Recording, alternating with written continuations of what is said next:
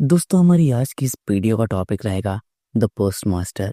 ये एक Bengali short story है जिसको लिखा है रविंद्रनाथ टैगोर ने। दोस्तों ये स्टोरी अकेलेपन, मानवीय संबंध, इसके अलावा शहरी और ग्रामीण जीवन के बारे में हमें बताती है। दोस्तों इस स्टोरी को 1891 में लिखा गया था। तो दोस्तों आइए हम इस स्टोरी की समरी को डिस्कस करते हैं। दोस्तों ये स्टोरी 19th सेंचुरी के दौरान ब्रिटिश राज के बंगाल के एक उलापुर गांव की है। ये गांव उलापुर एक बहुत ही साधारण सा गांव है। इस गांव में एक नील कारखाना है जिसका मालिक एक ब्रिटिश व्यक्ति है। कारखाने का मालिक ब्रिटिश सरकार से इस गांव में एक पोस्ट ऑफिस बनवाने के लिए रिक्वेस्ट करता है और ब्रिटिश सरकार इस बात के लिए राजी हो जाती है। कलकत्ता के एक व्यक्ति को पोस्ट मास्टर के रूप में इस गांव में नियुक्त किया जाता है।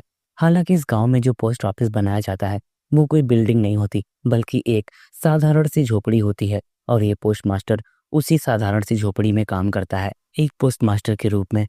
ये पोस्ट मास्टर कलकत्ता के शहर से आया हुआ था। इसकी पूरी फैमिली कलकत्ता में ही थी, इसलिए वो इस गांव में अकेला फील करता है। इस गांव के लोग उतने अधिक मिलनसार नहीं थे। इसके अलावा वो लोग कम पढ़े लिखे थे और कारखाने में काम करते थे, इसलिए इस गांव के लोगों के पास उतना पर्याप्त समय नहीं था कि वो किसी से दोस्ती करें और इसके अलावा उनका इन सब चीज़ों में किसी तरह का इंटरेस्ट भी नहीं था। इस छोटे से गांव के पोस्ट ऑफिस में पोस्ट मास्टर के पास काम करने के लिए बहुत अधिक काम नहीं था, इसलिए वो अपना ज़्यादातर समय प्राकृतिक परिवेश में बिताता है और साथ ही अपने बचे हुए समय में वो कविताएं भी लिखता है। पोस्ट मास्टर गाँव की एक अनाथ गरीब लड़की जिसका नाम था रतन, उससे वो अपने घर के काम को करवाता था। इसके बदले में पोस्ट मास्टर रतन को खाना देता था। रतन 12 या 13 साल की थी। गरीब होने के कारण रतन की शादी की संभावनाएं भी कम है क्योंकि उसके पास दहेज नहीं है। पोस्ट मास्टर रतन से बातचीत करके अपने अकेलेपन को कम करता है। दोनों को एक दूसरे के साथ समय बिताना अच्छा लगता है। रतन पोस्ट मास्टर को अपने पिता के समान मानती थी। वो दोनों अपने अपने बचपन की कहानियां एक दूसरे को सुनाते थे। पोस्ट मास्टर रतन को पढ़ना लिखना सिखाता है। रतन भी पढ़ना लिखना चाहती थी, इसलिए वो बहुत ही ज्यादा उत्सुक थी और वो जल्द ही पढ़ना लिखना सीख भी जाती है।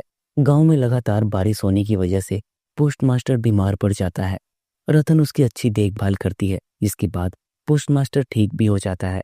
लेकिन रतन के साथ होने के बावजूद भी पोस्ट मास्टर का उस गाँव में मन नहीं लगता था और वो अपने लोगों के पास लौटना चाहता था। पोस्ट मास्टर चाहता है कि उस गांव से उसका ट्रांसफ़र हो जाए, लेकिन जब ट्रांसफ़र नहीं होता तो वो सोचता है कि वो अपनी नौकरी छोड़ देगा। वो रतन से कहता है कि वो अपनी नौकरी छोड़कर और इस गांव को छोड़कर हमेशा के लिए जा रहा है। पोस्ट मास्टर की बात सुनकर रतन एकदम से स्तब्ध रह जाती है।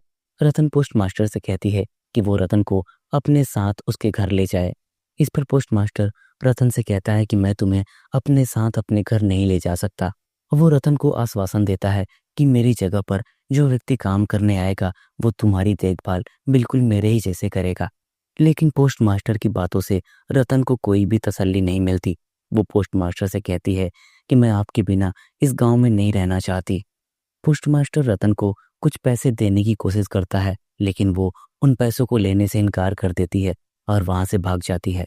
पोस्ट मास्टर उस गांव को छोड़कर नाव से कलकत्ता चला जाता है, लेकिन वहां जाने के बाद वो रतन के उदासी भरे चेहरे को याद करता है और खुद को दुखी महसूस करता है।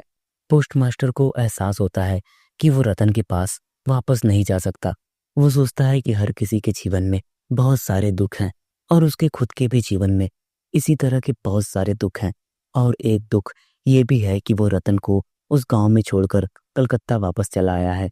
उलापुर गांव में पीछे छूट गई रतन एक धुंधली सी उम्मीद अपने अंदर पालती है कि शायद पोस्ट मास्टर लौट आए, लेकिन ऐसा कभी नहीं होता। हमारे राइटर रविंद्रनाथ टैगोर कहते हैं कि मनुष्य झूठी उम्मीदों से दोनों हाथ जोड़े रहता है, यहाँ तक कि सबसे कठिन परिस्थिति में भी वो उम्मीद नहीं छोड़ना चाहता। लेकिन इस स्टोरी में रतन की जो उम्मीदें हैं वो पूरी तरह से व्यर्थ हैं।